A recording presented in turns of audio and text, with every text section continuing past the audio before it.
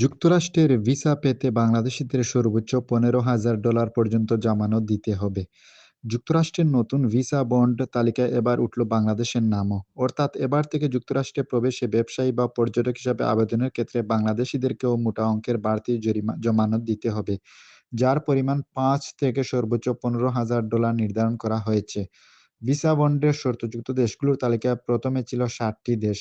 কিন্তু ৭ দিন যেতে না যেতেই সেই তালিকা প্রায় ৪ গুণ বাড়িয়েছে ট্রাম্প প্রশাসন, যাতে আছে বাংলাদেশের নামও। গতকাল মঙ্গলবার ৬ই জানুয়ারি মার্কিন পররাষ্ট্র দপ্তর তালিকা আপডেট করেছে। বর্তমানে এই তালিকায় রয়েছে বাংলাদেশ সহ বিশ্বের মোট ৩৮টি দেশ।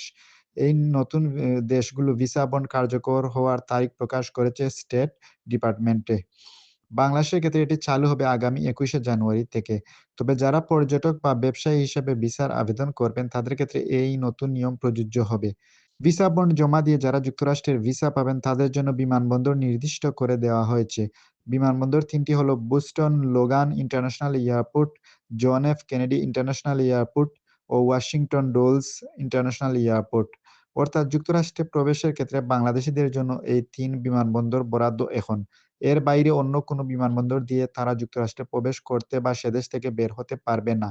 যদি কেউ অন্য কোনো বিমানবন্দর দিয়ে প্রবেশ করে বা বের হয় তাহলে তা বন্ডের নিয়ম লঙ্ঘন হিসেবে গণ্য হবে এবং বন্ডের টাকা ফেরত পাওয়ার ক্ষেত্রে জটিলতা তৈরি করবে। নিয়ম অনুযায়ী ওই ৩৮টি দেশের নাগরিকদেরকে যুক্তরাষ্ট্রের ভিসা পাওয়ার জন্য ৫ থেকে $১৫,০০০ পর্যন্ত ভিসা বন্ড বা জামানত জমা দিতে হতে পারে। ভিসার সাক্ষাৎকারের সময় ঠিক করা হবে বন্ডের পরিমাণ কত হবে। এটি নির্ধারিত হবে ৩ ধাপে: ৫,০০০, ১০,০০০ এবং $১৫,০০০। কার কত পরিমাণ অর্থ দিতে হবে তা নির্ধারণ করবে ভিসা কর্মকর্তা। আবেদনকারীর ব্যক্তিগত পরিস্থিতি ও ইন্টারভিউ এর উপর ভিত্তি করে এটি নির্ধারণ করবেন। যুক্তরাষ্ট্রে ভ্রমণ করতে যতদিনের অনুমোদন দেওয়া হয়েছে, ভ্রমণকারী নির্ধারিত সময়ের পর যুক্তরাষ্ট্র ত্যাগ করেন, যদি বেশি দিন অবস্থান করেন অথবা থেকে যান, আশ্রয় বা অন্য কোনো ভিসার জন্য আবেদন করেন তাহলে বন্ডের শর্ত লঙ্ঘন হয়েছে বলে মনে করতে পারে যুক্তরাষ্ট্র। এসব ক্ষেত্রে সংশ্লিষ্ট ব্যক্তির তথ্য মার্কিন অভিবাসন দফতরে পাঠাবে যুক্তরাষ্ট্রের স্বরাষ্ট্র বিভাগ।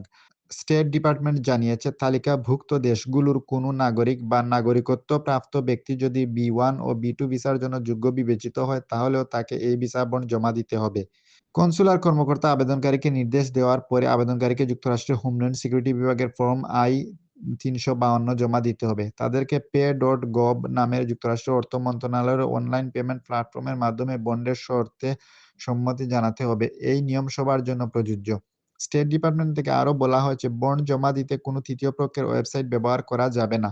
মার্কিন সরকারের নিজস্ব সিস্টেমের বাইরে কোনো জায়গায় অর্থ পরিশোধ করলে তার জন্য মার্কিন সরকার দায়ী থাকবে না।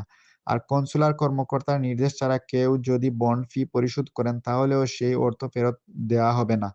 কনস্যুলার কর্মকর্তা বন্ড জমা দিতে বললে তখন আবেদনকারীকে পেমেন্ট করার একটি সরাসরি লিঙ্ক পাঠানো হবে।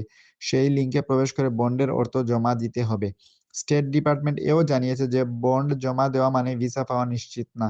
বাংলাদেশ ছাড়াও এই তালিকায় Cuba, Venezuela, Congo, Algeria, Djibouti, Fiji, Nigeria, Senegal, Turkmenistan, Uganda, Zambia, Zimbabwe সহ দক্ষিণ এশিয়ার নেপাল ও ভুটানের মতো দেশও রয়েছে।